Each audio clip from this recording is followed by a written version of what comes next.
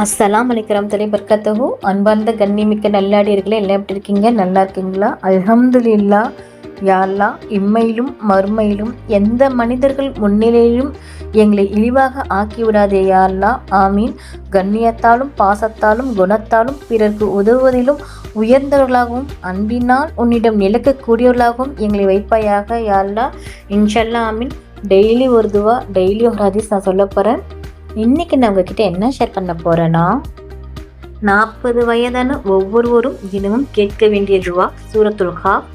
40 வயதானவர்கள், 40 வயது தாண்டியவர்கள் தினமும் ஓத வேண்டிய துவா.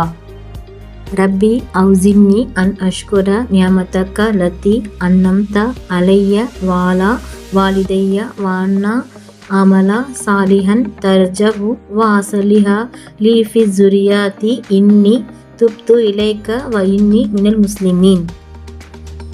இதன் அர்த்தம், ரப்பே, எனக்கு ஒரு பாக்கியத்தை தா, நன்றி செலுத்தக்கூடிய பாக்கியத்தை தா. ஆமீன்.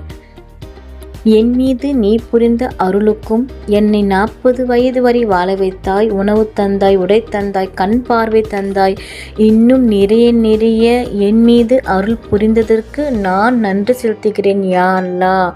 ஆமீன். என் தாய் தந்தைக்கே அருள் புரிந்ததுக்கு நன்றி அல்லாஹ். யா அல்லாஹ், நீ பொருந்த கொள்ளக்கூடிய சாலியான அமல் செய்யும் பாக்கியத்தை தா யா அல்லாஹ். ஆமீன். யா அல்லாஹ், என்னுடைய பிள்ளைகள் பேர பிள்ளைகளை சீராக்கு யா அல்லாஹ். யா அல்லாஹ், உன்னிடம் நான் பாவ மன்னிப்பு கேட்கிறேன் யா அல்லாஹ்.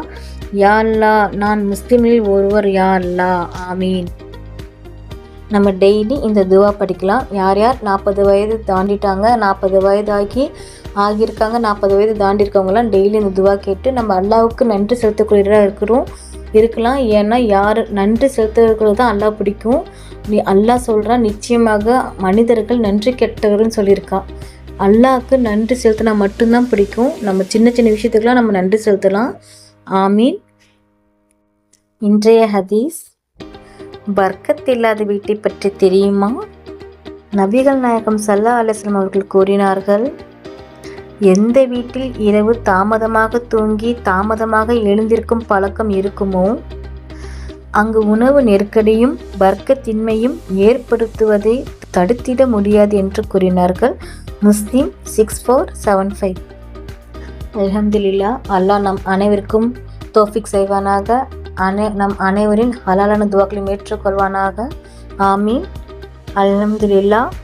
இந்த விஷயங்கள் எல்லாமே உங்களுக்கு பிடிச்சிச்சுன்னா லைக் பண்ணுங்கள். உங்களுடைய கருத்துக்கள் என்னவோ மறக்காமல் கமெண்ட் பண்ணுங்கள். ரொம்ப முக்கியமானது, இந்த வீடியோவை உங்களுடைய ஃப்ரெண்ட்ஸ், ஃபேமிலி, நெய்பர்ஸ்ன்னு எல்லாத்துக்கும் ஷேர் பண்ணுங்கள். இந்த சேனலுக்கு நீங்கள் இன்னும் சப்ஸ்கிரைப் பண்ணாமல் இருக்கீங்களா? அப்போ சீக்கிரமாக சப்ஸ்கிரைப் பண்ணிவிட்டு பெல் ஐக்கனை கிளிக் பண்ணுங்கள். அதில் ஆல் அப்படிங்கிற நோட்டிஃபிகேஷன் வரும், அதை கிளிக் பண்ணி வச்சுக்கோங்க. அப்போ தான் நான் போடுற வீடியோ உடனுக்குடன் வரும். அஸ்ஸலாமு அலைக்கும் வரஹ்மத்துல்லாஹி வபரகாத்துஹு.